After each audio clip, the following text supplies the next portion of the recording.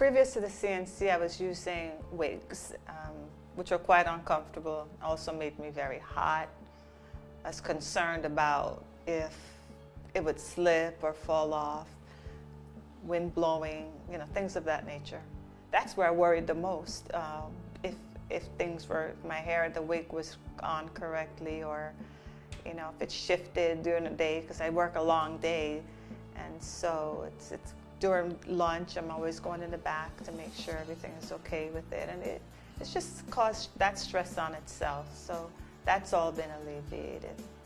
Well, it's given me more security and confidence, and I'm able to now go swimming without trying to find a swim cap or something to cover it. I can play sports without, you know, worrying that while I'm playing volleyball, the wig is going to slip, and it's just a lot more easier for me to live my day. Well, when I go to the gym, I'm able to pin it up, which I couldn't wear a wig when I went to the gym.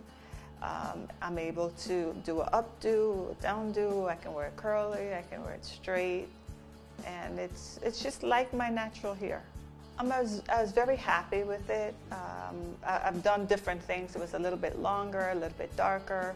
I had it cut, I had it colored, highlighted, I should say.